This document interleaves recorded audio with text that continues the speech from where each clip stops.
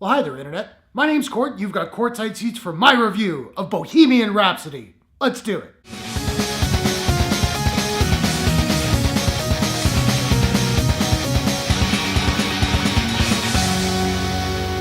Bohemian Rhapsody is a drama, biography, music pick from director Bryan Singer and 20th Century Fox. The film stars Rami Malek, Lucy Boynton, Joseph Mazzello, Ben Hardy, Aidan Gillen, and Gwilym Lee. A chronicle of Freddie Mercury's life and the years leading up to Queen's legendary appearance at the Live Aid concert at Wembley Stadium. Okay, first, I'm not a huge Queen fan, but I really like Queen. I also think that Freddie Mercury is one of the greatest frontmen in rock and roll history, so I was really looking forward to this movie. And I didn't love it. I liked it, I thought it was pretty good, but I didn't love it. Which sucks, I really wanted to love it. But as always, let's talk about the good first. The acting is great in this film, across the board. There's not a bad performance in the movie, maybe Mike Myers, he's barely in it, a little bit more on him later. Lucy Boynton is fantastic as Freddie Mercury's sort of companion best friend. She brings a subtle vulnerability to the role that really complements some of the bigger performances in the movie. I really liked Gwilym Lee and Ben Hardy as Brian May and Roger Taylor, and those two guys play off one another really well. But come on, this is Rami Malek's movie.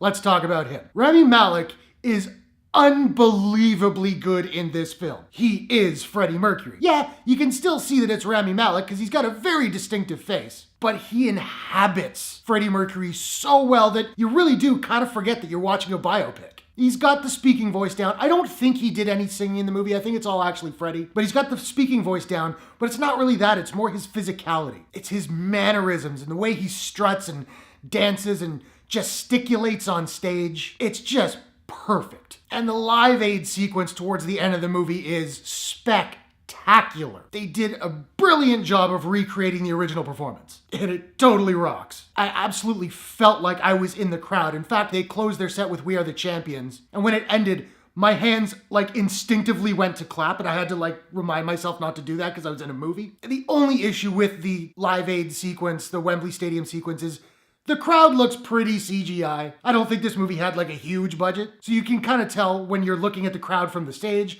There are probably 1,000 people up front and all the rest are put in digitally, and it doesn't look amazing, but that's a pretty small quibble. Now, sound mixing is generally not something I talk about in reviews because it's not something I usually notice unless it's a problem, like you can't hear the dialogue under the sound effects or something like that. Here, the sound mix really stands out because it is excellent, which is great because in a movie like this, if your sound mix doesn't work, your movie is dead in the water. But the live music here, the rehearsals, it all sounds immaculate. It's also just really fun to see how these iconic songs came to be. You have Brian May going because he wants to involve the audience, get them to be part of the band. That was great. That was a great little moment. Now, the pacing in this movie is probably my biggest problem with it. The movie's about 2 hours and 14 minutes. It felt like it was over 3 hours to me. I think you easily could have trimmed 20 minutes out of this flick. You would have had essentially the exact same movie, and it just would have flowed so much better. The film felt very indulgent to me, as though the directors just weren't willing to get rid of some stuff that was maybe a little bit more extraneous. And then for a movie that is really kind of slow, I'm not saying boring, but really kind of slow, the ending is so abrupt that it's jarring. I will also say most of the humor in this movie didn't land for me. There were a couple of good jokes that made me laugh out loud, but for the most part, it didn't work. And there is one joke that Mike Myers' character says, and it upset me so much. I don't even know why Mike Myers was even in this movie, but this joke that he tells is so meta in a movie that's not meta at all. It was so anachronistic that it completely took me out of the scene. And finally, this movie is just really conventional. And that's not to say it's bad, it's not. It's a pretty decent movie. But Queen was something special. Freddie Mercury was extraordinary. And so to have a movie this conventional kind of does a disservice to the legacy of the band and the memory of Freddie Mercury. Like I'm saying, I liked this movie. I liked it, but I didn't love it. I really wanted to love it. I didn't. I do think die-hard Queen fans will probably enjoy it more than I did, but I do think it's definitely worth seeing. And if you can see it on the big screen, particularly in a theater that's got a really good sound system, do it. Now, I don't have a proprietary rating system as of yet, so I'm just trying to figure out what I'm going to give Bohemian Rhapsody. And I think I'm going to give Bohemian Rhapsody a